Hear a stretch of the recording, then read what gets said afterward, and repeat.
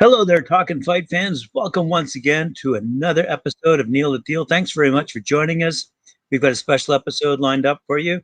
Donovan, Razor, Ruddock. Thanks very much, Neil. I've got to jump off for a business meeting, but I'll leave it to you. Good evening, Graham. Thank you very much for the intro. That was really nice. Thanks, buddy. I understand you got to go and you got a meeting, so business is business, and that's what you got to do. So, how you doing, everybody out there tonight? We're going to be talking a little bit about this guy, a Canadian heavyweight, a real monster of a Canadian heavyweight. Back in the day, I watched numbers of his fights. He was on some really big cards. He was a fantastic fighter, first of all, and he's a really good guy. And like Graham said, we're going to talk about Donovan Razor Ruddock.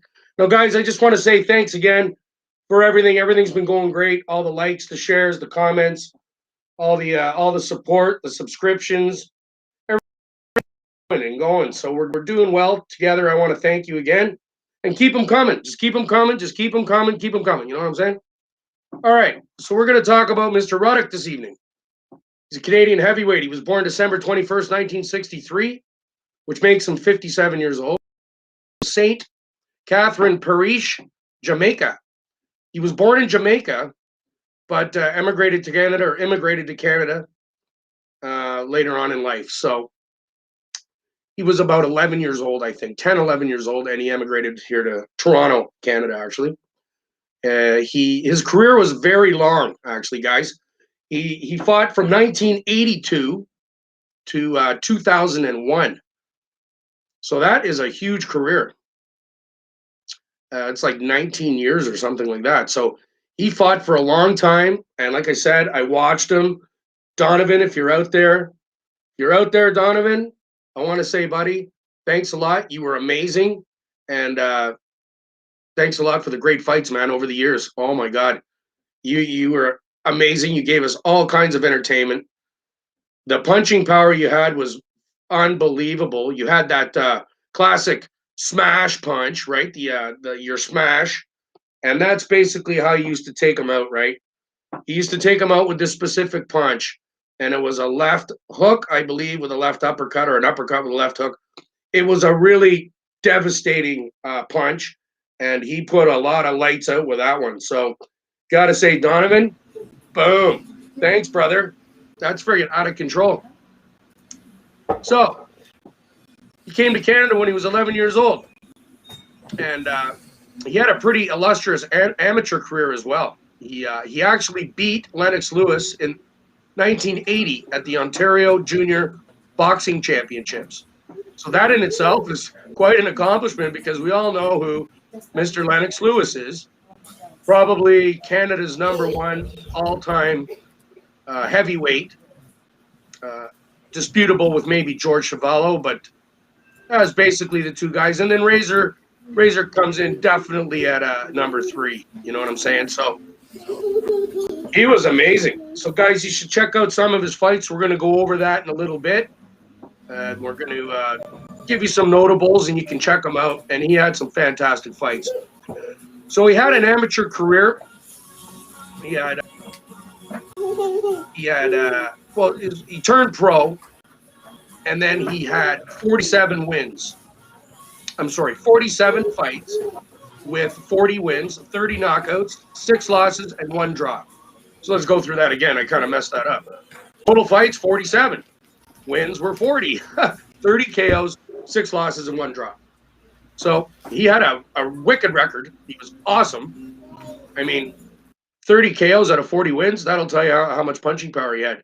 One of the best punchers in the heavyweight division of all time. He turned pro in 1982, and he had a slow start with only 11 fights between 82 and 85. So 3 years. For 3 years, he was kind of just starting out, I guess, doing a lot of training, a lot of learning, stuff of that sort to hone his craft, so to speak. And he won 8 out of those 9. But the 5th fight, he got a draw. So that's where his draw came from. That 1 draw was in his 5th professional fight. So, it happens, right? Can't win them all, I guess. You try, but what are you going to do? So in '85, he lost to a journeyman named David Jocko after 8 rounds. His corner threw in the towel apparently because he was complaining of breathing problems to the corner during the fight. So he didn't lose the fight technically. He was sick. So and he wasn't at the top of his game. So I guess it was better for his health interests at that point to throw in the towel. So that was considered a loss. When really I wouldn't consider that a loss. I would consider that a save a life. You know, that's what you got to do if there's an issue in the ring. You don't feel like you're capable of going on. You guys all know you need to just your family and your health and everything's much more important than a boxing match. So Razor, that's how hell of a decision you guys made there. And after the fight, he was diagnosed with a respiratory illness, and the doctors apparently told him that he wasn't going to fight anymore. Well, I don't think that went over very well with him. So he didn't listen to those doctors, that's for sure, because he just kept going. He's a fighter. He's not a quitter. Nobody likes a quitter. You know what I mean? Who likes quitters? After that, he reeled off 9 straight wins, and which included the Canadian Heavyweight Championship. So he took the Canadian Heavyweight belt within that time, and that was in 1988. There was a title bout that was scheduled around that time. A title bout was scheduled with the undisputed heavyweight champion of the world, Mike Tyson, in November '89 in Edmonton, Alberta. But Tyson claimed illness at that time. He claimed he was probably doing whatever he was doing in those days, and he wasn't feeling well, as we all know. And instead, Tyson opted to, in the end, fight Buster Douglas. And we all know how that went there, eh, Mike? Yeah. Tried to duck our boy. Yeah, you ducked him, and then you got dummied, if you know what I mean. So that's what happens when you duck and run. Shit happens. And that's what happened. So that was in Tokyo with Buster Douglas. And that was probably, if I would think, I would say that was probably the biggest upset in boxing history. Buster Douglas beating Mike Tyson in Tokyo. I was completely floored by that. I was like, whoa, I can't even believe that happened. But apparently Tyson was just partying and drinking, and he was hanging out with the girls, and he didn't even train. In those days, he just said, I'm not even going to train. Don't need to. This guy, I don't need to train for him. But he found out he certainly needed to train. So we're going to talk about some of Donovan's notable fights, ones that I've seen that I enjoyed thoroughly. He was amazing in all of them. He didn't win them all, but I'll tell you, that guy, man, Donovan, you have got a heart. You have got the power, the mental capacity. I've seen him get up off the canvas many times and beat guys. I've seen him take some of the biggest punches of all time. And hey, he just kept going and going. So I got to thank you, Donovan. And if you ever want to come out there, guys, if you guys can make some comments about bringing Donovan out on the show, Mr. Ruddock, if he's around anywhere, if you're watching or any of his buddies are watching, love to have you out here, bud. You're one of the best that the country ever had. We all love you, man. You're awesome. So we'll talk about some of your fights that I saw. Guys, you guys should check these ones out. We're all Canadians, and he's an amazing fighter. So check these fights out.